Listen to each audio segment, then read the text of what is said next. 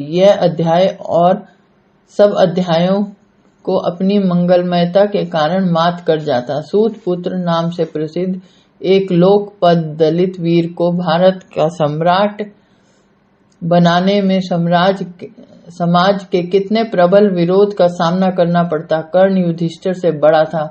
यदि कुंती का पुत्र होने के नाते कृष्ण उसे पांडु का पुत्र स्वीकार करा सकते तो तत्कालिक परिस्थिति में एक चमत्कार पूर्ण क्रांति होती। युधिष्ठिर को सम्राट का पद उसके लिए था। बहुतेरा रोया पीटा परंतु दैव के आगे विवश था। अंत को सेनापति के पद पर शल्य का अभिषेक किया गया और दूसरे दिन सेना के प्रमुख नायक शल्य ही हुए। कृपाचार्य यह जानते थे कि युद्ध में दुर्योधन का मुख्य अवलंब कर्ण ही था। उसकी मृत्यु पर उन्होंने समझा कि संभवतः दुर्योधन अब संधि के लिए उद्यत हो जाए। उन्होंने वर्तमान अवस्था की ऊंच नीच सब दुर्योधन के सामने खोल कर रख दी। यह भी कहा कि कृष्ण धृतराष्ट्र की बात को न टालेंगे और पांडव कृष्ण के कथन की अवहेलना न करेंगे। परंतु दुर्योधन ने अपने जीवन का अंतिम मार्ग निश्चित कर लिया था। इस युद्ध के पश्चात या तो वह रहेगा या पांडव। संधि का अब अवसर ही कहाँ था। पहले ही दोनों पक्षों में पर्याप्त लाग थी और अब तो युद्ध की मार काटने सभी योद्धाओं के हृदयों पर गहरे गहरे नए अमिट घाव लगा दिए थे। अभिमन्यु की मौत से पांडव तो दुखी थे ही, कृष्ण भी सोए सोए चौंक उठते थे और अर्जुन की बाल मृत्यु का विचार कर रहकर व्याकुल हो उठते थे। दुर्योधन संधि का प्रस्ताव किसके आगे रखता। क्षत्रिय के लिए स्वर्ग का द्वार रण क्षेत्र की मौत है। दुर्योधन संधि से इस मौत को श्रेष्ठ समझता था। शल्य के सेनापति होने का समाचार युधिष्ठिर को मिला तो उसने कृष्ण से शल्य के सम्मुख के संबंध में सम्मति चाही। कल के रण क्षेत्र के त्याग से युधिष्ठिर अपनी ही सेना की दृष्टि से गिर रहा था। अर्जुन का युधिष्ठिर पर निकट्ठू होने का दोषारोप चाहे क्रोध ही के आवेश में दिया गया था तो भी उसकी अंतरात्मा में एक आकस्मिक उद्गार के रूप में उसकी तथा उसके अन्य भाइयों की मानसिक वृत्ति का सूचक अवश्य था। हो सकता है प्रत्यक्ष पांडव युधिष्ठिर को निकम्मा, दूसरों की कमाई के सहारे मौजे उड़ाने वाला या कम से कम लड़ाई के मैदान का चोर न भी समझते हो तो भी अनजाने में एक असंवधानता के क्षण में अर्जुन के मुंह से बेसोचे समझे निकल गई किसी बात की गहराई अर्जुन की परोक्ष चित्त में काम कर रही भावना की सूचक अवश्य थी। मनोवैज्ञानिक मानव चित्त के दो स्तर मानते हैं, एक प्रत्यक्ष, दूसरा परोक्ष। प्रत्यक्ष चित्त वह है जो सदा हमारे सम्मुख है। हम उसमें उठ रही भावनाओं, विचारों तथा उत्तेजनाओं को जानते हैं तथा नीचे हमारे अंतःकरण के अंतःस्थल में परोक्ष चित्त का क्षेत्र है। हम स्वयं उससे परिचित नहीं है। हमारी रुचि अरुचि के आकस्मिक उद्गार, हमारी झट से प्रकाशित होने वाली प्रवृत्तियां, हमारे पूर्वतः अज्ञात दृष्टि बिंदु, ये सब उसी परोक्ष चित्त में बना तथा बस रही सृष्टि है। हमारे वास्तविक आध्यात्मिक तथा नैतिक जीवन का आधार इसी परोक्ष चित्त में वास कर रही भावनाएं हैं। प्रत्यक्ष चित्त पर सामाजिक औचित्य अनौचित्य का दबाव रहता है। हम आडंबर से भले या बुरे, प्रेम या द्वेष का प्रकाशक हो सकते हैं।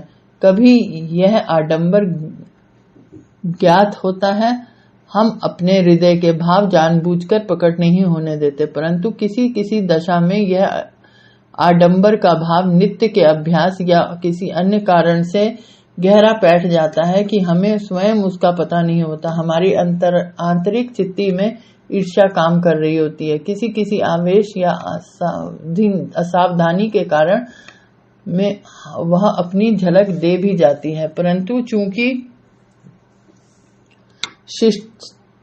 शिष्टाचारवश हमें ईर्ष्यालु होना पसंद नहीं, इसलिए हम इस क्षणिक प्रकाश को दबा देते हैं और समझते हैं कि हम ईर्ष्या से बच गए।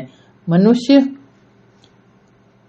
की वास्तविक साधुता असाधुता का पता तो उन्माद या इसी प्रकार की किसी और विवशता आपे से बाहर होने की अवस्था में ही लग सकता है। इसी प्रकार की छिपी हुई परंतु मनोविज्ञान की दृष्टि में वस्तुतः विद्यमान एक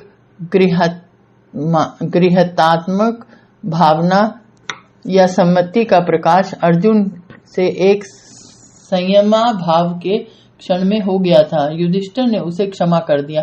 अर्जुन क्रियात्मक रूप में उसके लिए पश्चाताप ही नहीं, संभवतः प्रायश्चित भी कर चुका था। बात आई गई हो गई थी, परंतु कृष्ण के लिए वह अभी चिंता का विषय थी। ये जिसे सम्राट पद के लिए योग्य समझते थे, उसे रण क्षेत्र का भीरू समझा जाए और वह भी उसके मुख्य योद्धा द्वारा, उस वीर द्वारा जो साम्राज्य की दाहिनी भुजा था, वह कृष्ण को कभी सह्य नहीं था। कुछ भी हो, युधिष्ठिर का पराक्रम रणभूमि में अवश्य प्रदर्शित हो जाना चाहिए। इन्होंने शल्य की इस प्रकार प्रशंसा कर कि भीष्म, द्रोण तथा कर्ण को जोड़ का है तो संभव है उनसे बढ़ चढ़कर योद्धा हो। युधिष्ठिर को एक नपातुला मीन मेघ की संभावना से रहित आदेश दे दिया कि उससे लोहा आप ही को लेना होगा। आदेश का बाह्य रूप प्रार्थना के रूप में इस मंत्रणा का था कि उसे आपके सिवा कोई लोहा न ले सकेगा, परंतु युधिष्ठिर कृष्ण की मंत्रणा का अर्थ समझते थे। वह मंत्रणा उनसे इसलिए की गई थी और अनिवार्य थी, गुरु की आज्ञा भी थी। शल्य पांडव दल के महारथियों से अलग अलग भिड़ता रहा। एक साथ भी शल्य और भीम में गदा युद्ध ठना। दोनों की भारी भारी चमकीली गदाएं लंबी मोटी लोहे सी सख्त भुजाओं और लाल लाल नेत्रों के साथ चिंगारियां निकल रही थी। इस योद्धा युगल में से कौन बचेगा, यह संशय का विषय था। आखिर दोनों का एक दूसरे पर एक साथ प्रबल प्रहार होने से दोनों अचेत हो गए। शल्य को कृपाचार्य अपने रथ पर बिठाकर ले गए। भीम पीछे से आह्वान करता रहा। एक सम्मुख में युधिष्ठिर ने शल्य के घोड़े को मार दिया, रथ को निकम्मा कर दिया, सारथी तथा पर्णिकर्ण का भी वध कर दिया। यही हाल कृतवर्मा का किया। अश्वत्थामा कृतवर्मा की सहायता को आया। वह उसे अपने रथ में सवार कर दूर ले गया। इसके बाद के सामुख्य में फंसा शल्य के पक्ष में पड़ गया। युधिष्ठिर बिना घोड़ों के बिगड़े हुए रथ पर खड़े लड़ने लगे। इस अवस्था में कृष्ण की प्रोत्साहना उनके दिल में बढ़ रही थी। सारे युद्ध का भार अपने कंधों पर समझ उन्होंने एक भारी शक्ति लेकर शल्य पर उसका वार किया। उसके लगते ही शल्य चित हो गया। उसके अंग अंग से खून बहने लगा। विजय युधिष्ठिर की रही। अर्जुन आज के युद्ध में पीछे पीछे ही रहा।